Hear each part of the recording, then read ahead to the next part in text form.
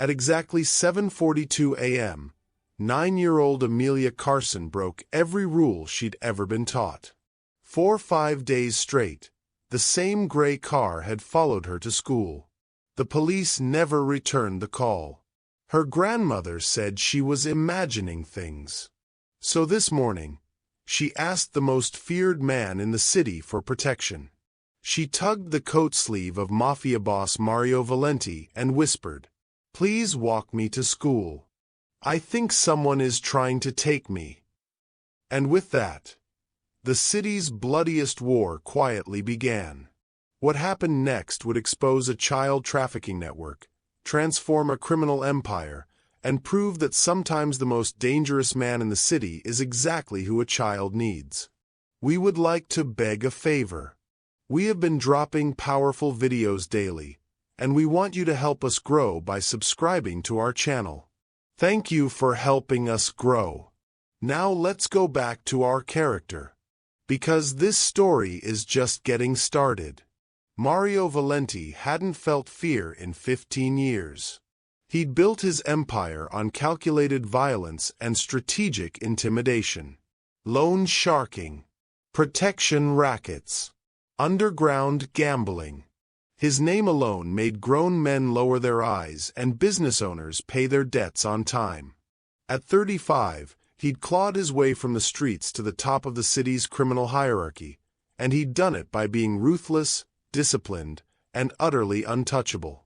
But when he looked down at Amelia Carson, this tiny girl with tears in her eyes and dirt on her knees, something cracked inside his chest. Maybe it was because she reminded him of his own daughter, Sophia, who was only 5 years old and lived 3 states away with her mother. Maybe it was because Amelia's hands were trembling the same way Sophia's did during thunderstorms. Or maybe it was simpler than that. Maybe it was because when Amelia pointed toward the gray sedan, Mario recognized the driver immediately. Vincent Calabrese. The name hit Mario like ice water.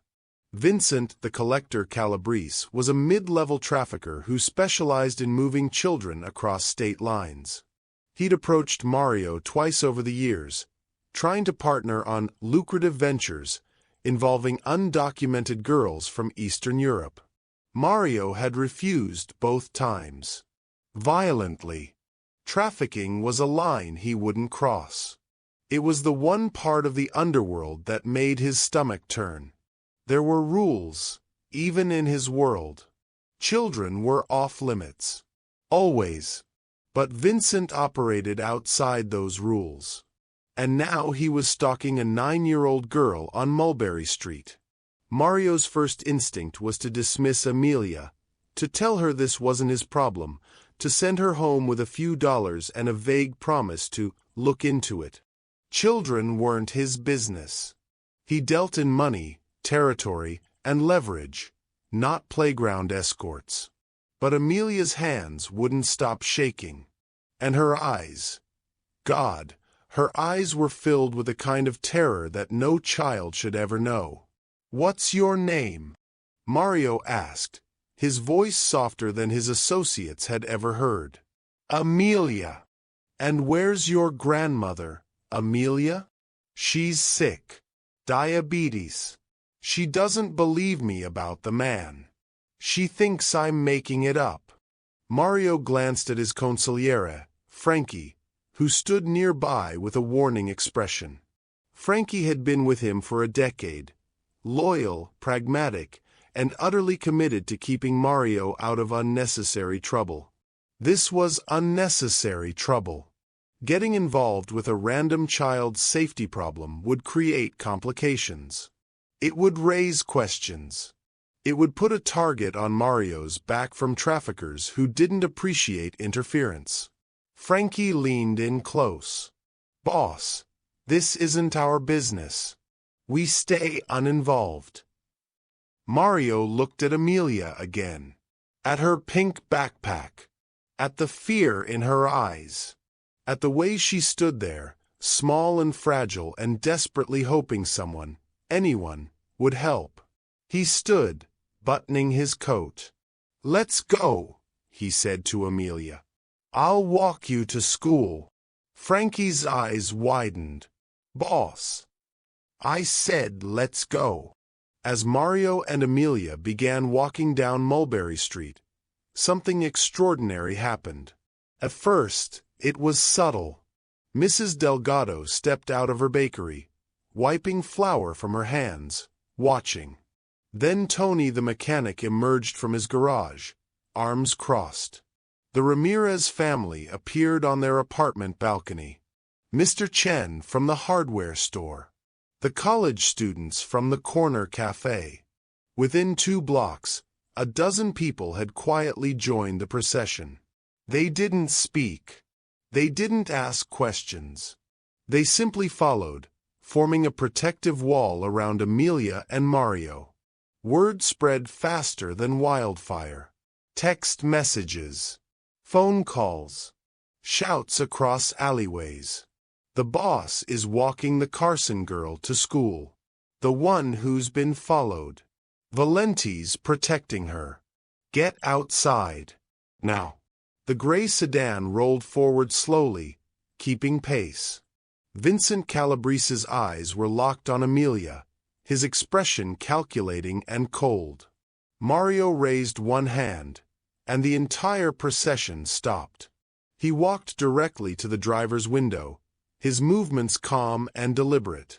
The neighborhood held its breath. She's protected now, Mario said quietly, his voice carrying the weight of absolute certainty. If I see you on this street again, you'll disappear. Not arrested. Not warned. Gone. Vincent sneered, though fear flickered in his eyes. You think you can protect them all, Valenti? This city's full of little girls. You can't watch them all. You can't be everywhere. Mario leaned closer, his voice dropping to ice. Try me. For 5 long seconds, the 2 men stared at each other. Then Vincent's nerve broke. He shifted the sedan into drive and pulled away, tires squealing slightly on the damp pavement. The neighborhood exhaled collectively. As they continued toward the school, Amelia looked up at Mario with wide, grateful eyes. Why did all these people come? Mario glanced back at the crowd following them. Because they're tired of being afraid. They just needed someone to take the first step. At the school gates, Amelia turned and did something Mario didn't expect. She hugged him. Not a quick, polite hug. A real one. The kind a child gives someone they trust completely. Several onlookers wiped their eyes. Mrs. Delgado pressed a hand to her chest. Even Frankie, standing at the edge of the crowd, looked uncomfortable with the emotion of the moment. Thank you, Amelia whispered. Mario nodded stiffly, unused to this kind of attention, this kind of gratitude. Go to school. You're safe now. But he didn't leave. Even as the neighborhood dispersed, Mario stood across the street from the school entrance, pretending to read his newspaper, staying until every child had entered the building safely. Frankie approached cautiously. Boss, what are you doing? Making sure. Making sure of what? That he doesn't come back. Frankie studied Mario's face. You realize this changes things, right? Word's going to spread. People are going to expect. I know what they're going to expect. And Mario folded his newspaper. Then I guess we'd better meet those expectations. Over the next week, strange things began happening in Amelia Carson's life. On Tuesday, her grandmother received a phone call from St. Mercy Hospital. Her medical bills, over $12,000 in unpaid diabetes treatments, had been cleared by an anonymous donor. When she asked who, the billing department simply said, a concerned citizen. On Wednesday, their landlord, Mr. Gennaro, knocked on their door with paperwork showing their rent was paid in full. 3 months of back rent. Erased. He looked uncomfortable, almost apologetic. Someone settled your account. I don't know who. Don't ask me again. On Thursday, a grocery delivery arrived at their apartment. Fresh produce, milk, bread, meat, insulin, heart medication. The delivery driver said it was prepaid. No return address. No explanation. Amelia's grandmother cried for an hour that night, overwhelmed by mercy she couldn't understand. She'd been skipping her own doctor's appointments to afford Amelia's school supplies. She'd been rationing insulin to stretch it further. She'd been 1 month away from eviction. Now, suddenly, impossibly, they were stable. Amelia understood exactly who was responsible.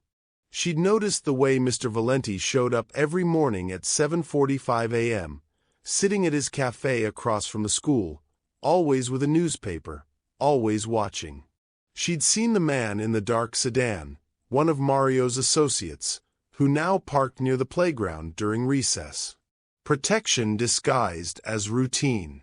But she'd also noticed something else. The gray sedan was gone. Vincent Calabrese had vanished from the neighborhood entirely. No one had seen him. No one knew where he'd gone. Amelia thought she was safe. She thought the danger was over. She was wrong. On the 8th day, as Amelia walked home from school with her friend Jessica, a white van screeched to the curb beside them.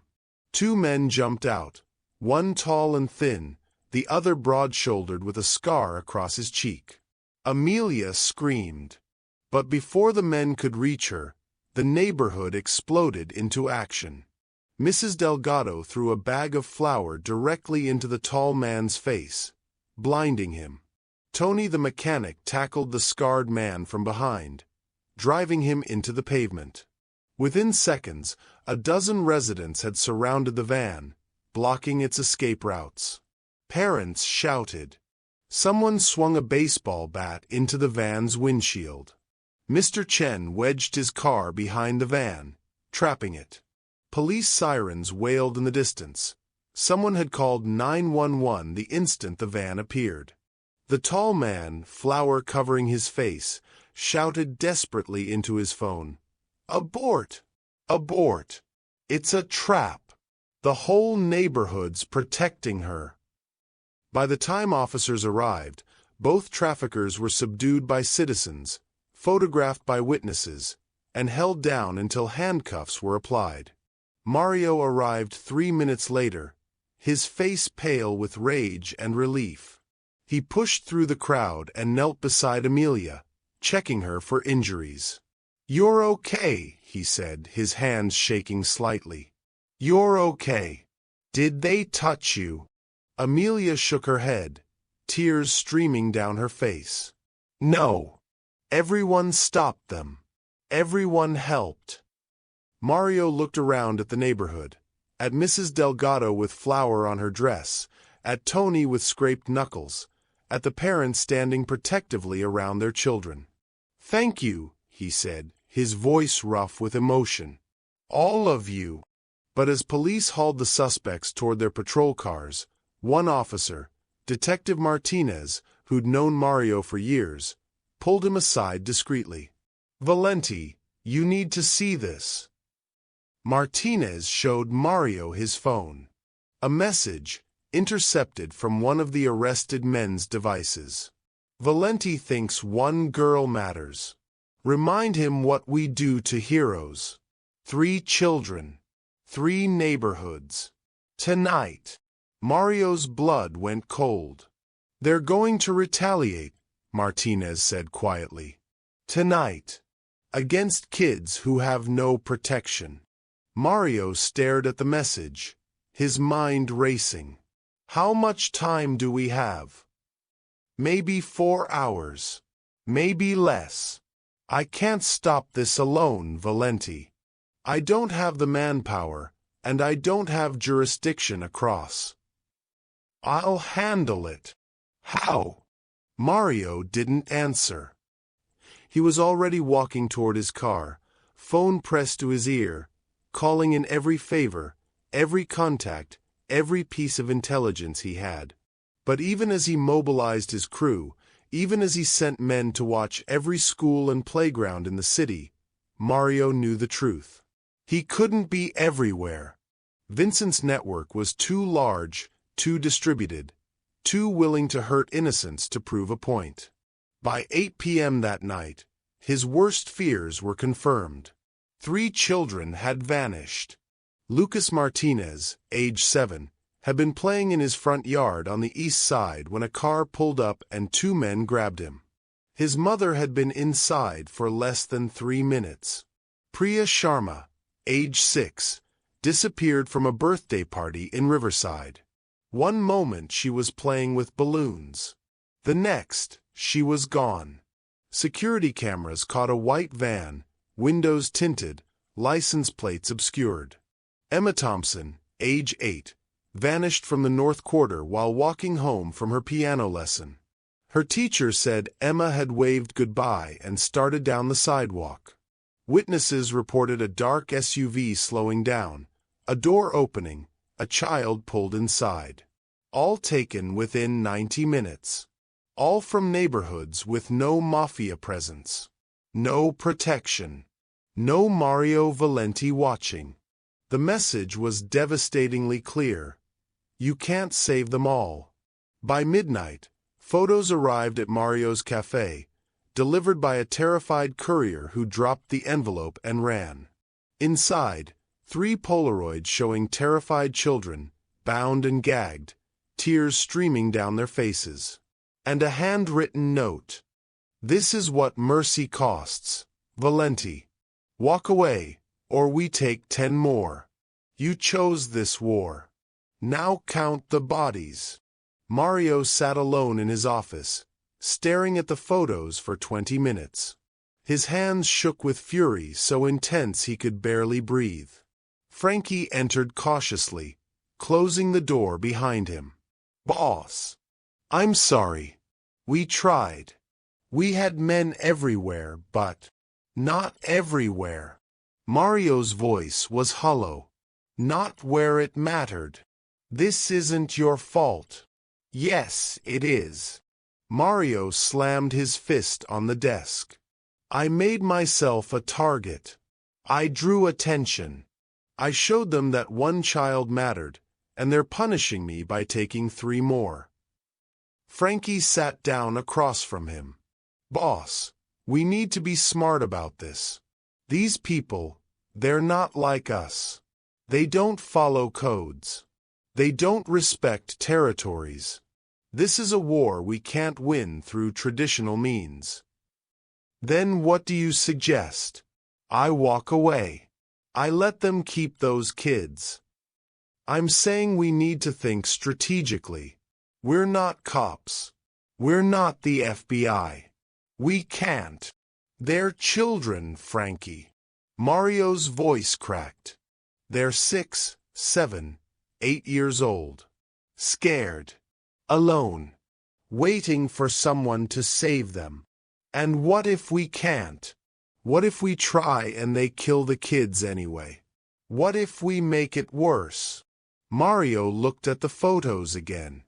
At Lucas's tear-stained face. At Priya's terrified eyes. At Emma's trembling lip. I have a daughter, Mario said quietly. Sophia. She's 5. Lives with her mother in Ohio. I see her twice a year, and it's never enough. She draws pictures for me. She asks when I'm coming to visit. She thinks I'm a businessman. Frankie nodded slowly. He'd met Sophia once. If someone took her, Mario continued, his voice breaking. If someone hurt her, if someone made her feel 1 second of the fear these kids are feeling right now, I'd burn the world down. I'd kill every single person involved.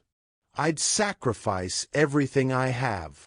He stood, gathering the photos. I can't do less for their children than I do for mine. Boss. I'm bringing them home, Frankie. All 3. And then I'm burning this network to the ground. The next morning, Mario did something no Mafia boss had ever done. He walked into the home of Priya Sharma's mother. Mrs. Sharma was a widow who worked 2 jobs, one as a hospital receptionist, one cleaning offices at night, and still barely made rent. Her apartment was small but immaculate. Photos of Priya covered every surface: first day of school, birthday parties, dance recitals.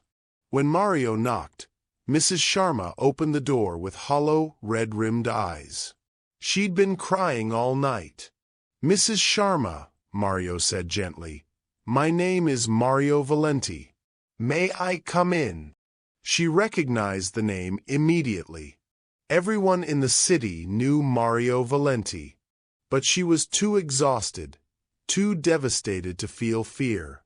She simply nodded and stepped aside. They sat at her kitchen table. Mario placed his hands flat on the surface, trying to find the right words. "I'm going to bring your daughter home," he said finally. Mrs. Sharma's lip trembled. I can't afford to pay. I'm not asking for money. I'm not asking for anything." Mario's voice was steady, but his eyes betrayed his emotion. "This is my fault. My protection of one child put yours in danger. The people who took Priya, they did it to hurt me, to prove a point." "Then why?" Mrs. Sharma whispered. "Why are you here?" Mario's voice cracked. "Because I have a daughter. She's 5 years old. And if someone took her, if someone made her feel afraid for even 1 second, I would destroy everyone involved. I can't do less for your child than I do for mine." Tears spilled down Mrs. Sharma's cheeks. "But how?" "The police said." "I'm not the police." Mario placed a business card on the table. "This is my direct number. Call me any time, day or night. If you need anything, food, money, information, you call me. Understood?" She nodded, clutching the card like a lifeline. As Mario stood to leave, Mrs. Sharma called after him, "Mr. Valenti?" He turned. "Thank you." Mario couldn't respond. He simply nodded and walked out, not trusting himself to speak. He visited 2 more homes that morning. Lucas's mother, a single parent working as a waitress. Emma's parents, a young couple who ran a small bookstore. To each, he made the same promise: "I will bring your child home." And to each, he left the same message: "This is not your fault. This is mine. And I will fix it." That afternoon, Mario called a meeting, not with his crew, but with the neighborhood. He stood on the steps of Café Donatello as dozens gathered: parents, shopkeepers, teachers, grandparents. People who'd lived in fear of him for years. The crowd grew. 50 people. 100. More. Mario waited until the murmurs died down. Then he spoke. "I've spent 15 years building power in this city," he began, his voice carrying across the street. "I've broken laws. I've hurt people. I've taken things that weren't mine. I've done things I'm not proud of." The crowd listened in stunned silence. "But I never touched children. That was my line. That was the one thing I wouldn't do, no matter how much money was involved." He paused, pulling the photos from his coat pocket. "A little girl named Amelia asked me to walk her to school because she was afraid. I did. And now 3 other children are missing because traffickers want to punish me. They think I'll walk away. They think I'll go back to my business and let them operate." His voice hardened. "They're wrong." He held up the photos of Lucas, Priya, and Emma. "These 3 kids will be home within 48 hours. I'm putting every resource I have, every contact, every favor, every dollar, into finding them. My crew is working around the clock. We have informants in 6 states. We're tracking bank transfers, surveillance footage, safe house locations. Someone in the crowd shouted, "What can we do? How can we help?" Mario looked at the speaker, a teacher from Amelia's school. "I want you to watch," Mario said. "I want you to speak up.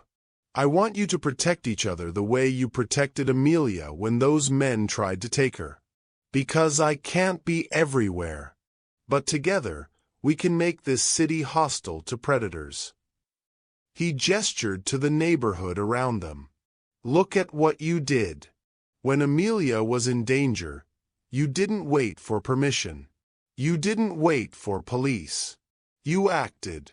You threw flour, you tackled kidnappers, you blocked escape routes. You saved her."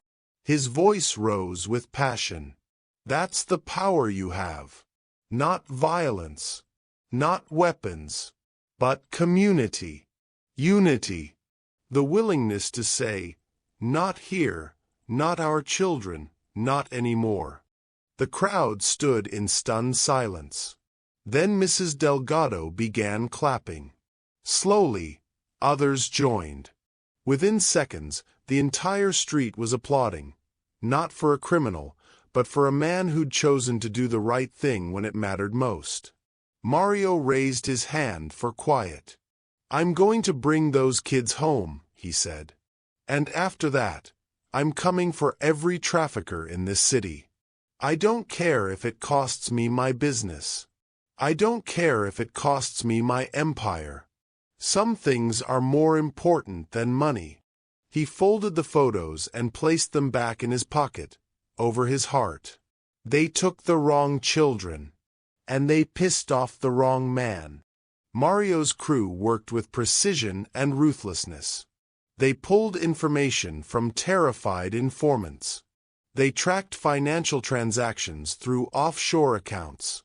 They analyzed surveillance footage from gas stations, traffic cameras, and private security systems. They found the safe house 37 hours after the kidnappings.